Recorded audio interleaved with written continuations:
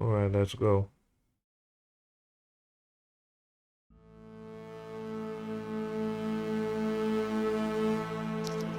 If you turn on primetime news, you're probably going to hear about what's going on with Ukraine. On Ukrainian city of Dnipro. Ukraine has come under heavy bombardment from Russia. Or what's going on with Gaza. But in Gaza. But you're probably going to hear nothing about the fact that one country has executed more persecutions towards Christians than any other countries around the world combined, and that's Nigeria.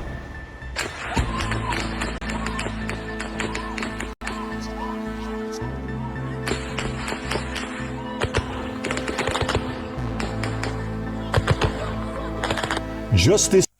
In case, I just need to point out that whatever clip you saw online about what is going on, it is worse. Like, majority of the videos that are being posted online are the safe for work ones, because if you dig deep enough and actually find the actual execution videos, you can't post those anywhere. Like you can actually find real execution videos of places littered with corpses everywhere, and then it's actually some real gory shit, and I mean shit that you cannot post anywhere online without the video getting taken down within hours. Trust me, it is bad, and I mean very, very bad. This year, 7,087 Christians have been killed, beheaded in many instances this year just for going to church. Today we're going to talk about the events that are taking place in Nigeria targeted towards Christians.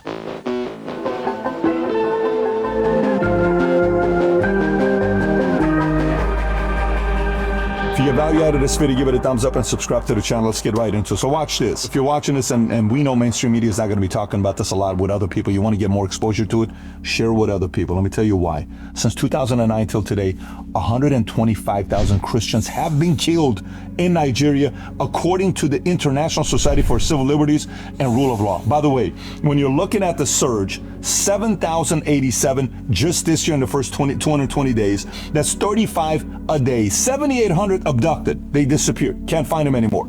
Now, that 7,800 is actually extremely laughable. That number is far higher. It's worse. That 7,800 is the ones that you have heard of, because that number is way higher.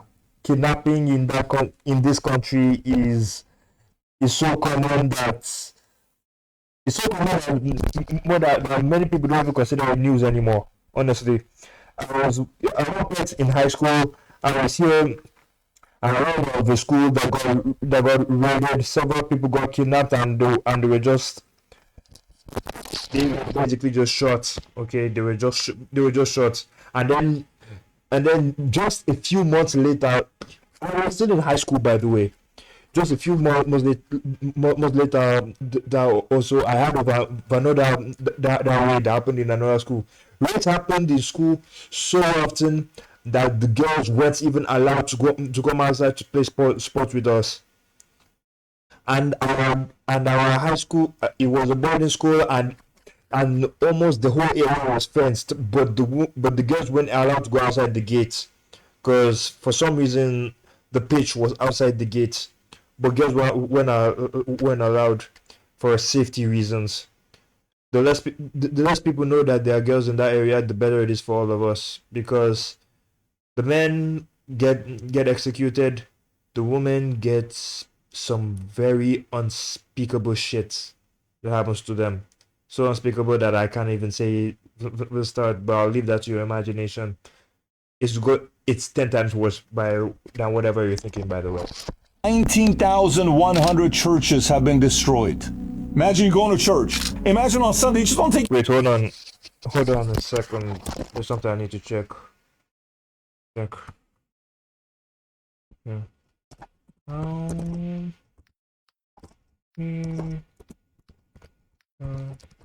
this one, yeah.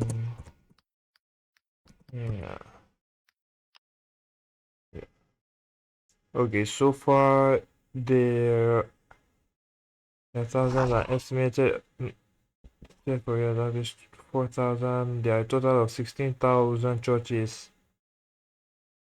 16,000 churches as of early 2025, and several of them were burnt. My church, like from my area, got destroyed back when I was younger. Honestly, this life is not easy. Take your kids to church. All you want to do is go pray. Maybe sing a little bit, worship music, listen to the pastor, the preacher, what they have to say, the priest. 19,100 churches have been destroyed. By the way, 10,000 schools have been destroyed that are teaching Christian theology to kids, certain values that they have. And in Nigeria, specific areas, they're being targeted. Now, who is doing the targeting to these Christian communities, these Catholic churches? Many of these guys are jihadists, one of the leaders being Boko Haram since 2009, later splintering into ISIS West Africa province, the ISWAP and Ansaru, conducting mass killing, forcing conversions, and abductions. And you're seeing this in the news. I'm going to put a picture here for you to see on what's going on. This is what they look like. They're just going around targeting Christians, burning homes, seizing land, destroying harvest, sexual violence. And the way they're going about doing it is they're going at night when you're asleep, night assaults on villages, church seizures and burnings, mass kidnapping, land grab, creating no-go zones for Christian natives. And families are sitting there saying, what do I do? I just want to go to church. I can't. You saw service with everything that's going on. I mean, we get the challenge with our faith a lot of times. How strong is our faith? Is our faith as strong as this guy? They're still in church. They're still there praying. They're still singing to worship music, even though all this stuff's going on. You hear guys talking about, they kill my family. They kill my parents. They burn my house down. They burn my relative's house down. They burn my kid's house down. All I have left is this shirt I'm wearing. Here's what the fellow is talking about. I want you to watch these two clips. One of them is them still going to church on a Sunday, and one of them talking about what happened to him and his family. My family members, they died in this house, 11, and some died in the other stores. Here and up, my house is up there. That place also is burned. And the store where I pack my goods, I store my goods everywhere, has burned. They burned my clothes, they burned everything, they burned our food, all my family members, what we kept out with is our food.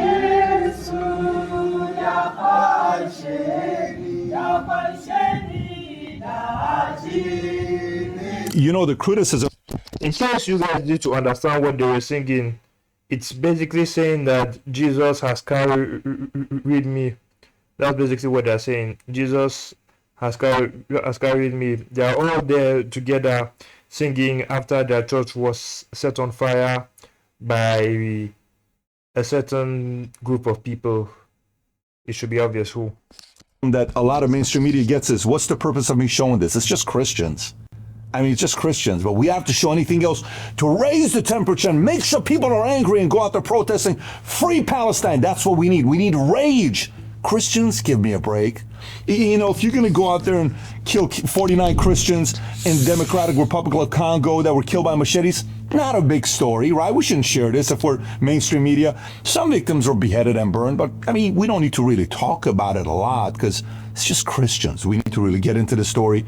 And then hear stories that's going on in Canada. You got Justin Trudeau, 112 churches burned in Canada, Catholic churches. And Justin Trudeau, former prime minister, gets up there and says, well, I understand their rage. I mean, you have to watch this to believe what the former leader of Canada had to say about all the church burnings that was going on in Canada. Here's Justin Trudeau for you. Acts of vandalism and arson are being seen across the country, including against Catholic churches. One of my reflections is I understand the anger that's out there against institutions like the Catholic Church. It is real and it is fully understandable. And by the way, I got a list of other people. Wait, what? What do you understand about how? I'm sorry, what in the actual form did you just see now? What is fully understandable? What in the living fuck did you just say?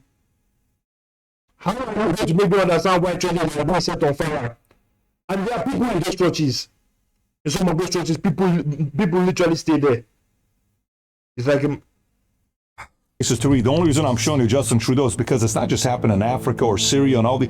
It's happening in the West as well. We can tell you some of the stuff that's going on in Arizona that happened recently. This is taking place, and so a lot of Christians are saying, hey, what do we do about this? Do we just sit around and not do anything? What can we do about this? Some are saying, hey, well, that's why we need a crusade. There's a spiritual warfare going on. That's what we need right now. We need to get louder. Some are saying mainstream media should talk about it. Well, if they're not, we should talk about it. We will. Some are saying, well, maybe Christians are not understanding the whole concept of tolerance. We should be tolerant. We should be tolerant. Well, if there's an example of a guy that wasn't tolerant, it was Jesus. This concept of being tolerant towards who? Towards everybody, allowing all this stuff to happen? I used to pray for 4 things for many years. 20 years I was praying for courage, wisdom, tolerance, understanding. I told my kids, we're not praying for tolerance anymore. If someone's pushing the envelope, make some noise, do something about it, right? We're seeing all this stuff that's happening over here. God forbid if something happens to, Muslim or a different denomination or Jews, everybody wants to talk about it. Oh my God, you won't believe what happened. How about Christians? Do they have a valid argument here that people are making? I think they do. But there's maybe not a business model in trying to help Christians out. Maybe there isn't. Maybe Christians who are sitting around right now, and we're seeing everybody wearing a Ukraine pin, which, by the way, to people that believe in that, I support the fact that you do. How many of you guys are wearing a Nigeria pin right now with the Christians over there that are going through what's going on to them? Who's wearing that? When's the last time you wore that? Are you really sporting it? Maybe you're a Christian yourself. Are you? I don't know. All I'm saying is, it's unfortunate that mainstream media that's not talking about these types of stories. We definitely will. When you're sitting out looking at the countries with the most Christians in it, at the top is US, then you have Brazil, then Mexico, then Nigeria is at the 4th place with most Christians. You think some people like them being there? Maybe not. We're seeing what's going on with UK. We're seeing what's going on with immigration. We're seeing what's going on with, you should just let anybody into your country. Who cares if you lose your national value? Who cares if people are in your country who hate you? It's okay. That's part of freedom of speech. Really? Yeah, it's okay. Today I was looking at 2 things. You know what countries Bibles are illegal to buy and sell? Go try buying a Bible in Iran. See what happens to you. By the way, go try buying a Bible in Iran in Farsi. You won't find it. Only the people that are Assyrians and Armenians can have Bibles in Iran, but you can't put it in Farsi and distribute it. That's illegal. Go to Saudi Arabia and see if you can sell a Bible in Saudi Arabia in Arabic, because that's a form of, conversion. You're trying to get people converted into Christianity. In America, we're like, it's okay. Sell it on Amazon, Quran, whatever you want to sell. Go sell it. Freedom of religion, freedom of speech. Maybe there's a place for it, but at the same time, those other countries don't want Christians to be growing. And we're like, yeah, but it's their country. They get to create their laws. But in America, it's like, no, we're okay with everything that happens here. Maybe not. But I believe there needs to be more of a discussion here with this, and more of a topic and more of a debate. And we're not having enough of it right now. There are so many other debates that have 99% of Twitter, X, YouTube, everywhere. How many debates about this topic? Maybe not enough. Maybe we need to get a little bit louder. And maybe if you're watching this right now saying, honestly, I didn't know about that with Saudi Arabia. I didn't know that about Iran. Go ChatGPT it.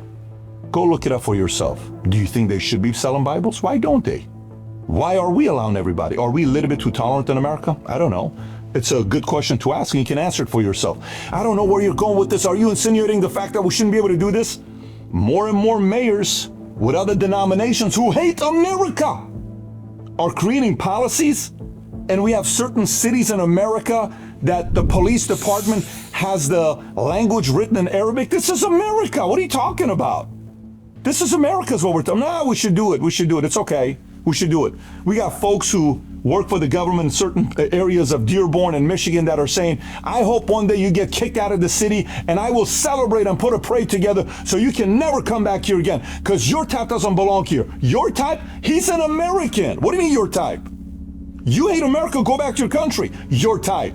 Ilhan Omar talking all the stuff she's saying about Charlie Kirk. I have nothing to apologize for. It is a tragedy that Charlie Kirk was killed in that way. I feel for his widow and his children. They will have to live with that for the rest of their lives. But there is no legacy to honor. It was a legacy filled with bigotry, hatred, and white supremacy. He was not a hero. He was a bigot. A bigot. What are you, lady? Go back. That is a very perfect response. What is she? What is she? What is she in particular? I need to ask. Back to Somalia.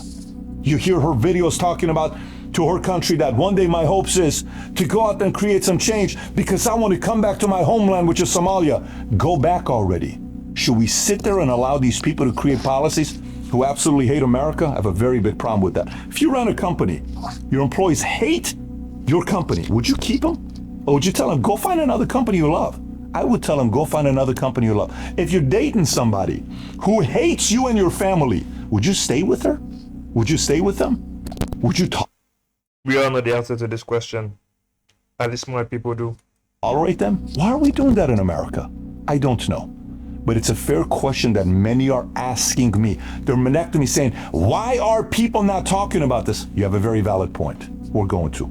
And hopefully that influences some of you guys talk about this more as well. So if you're watching this, and again, you got some things in here that got your blood pressure a little bit higher, saying, you know what, I'm with them. I'm not okay with this.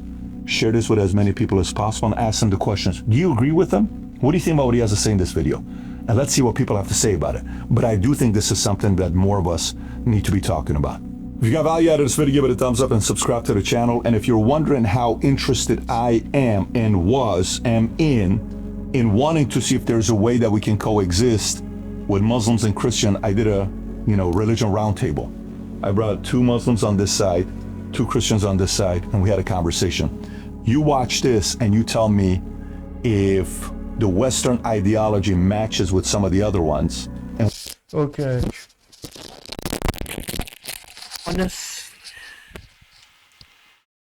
Honestly, if you ask me personally how I feel about all this,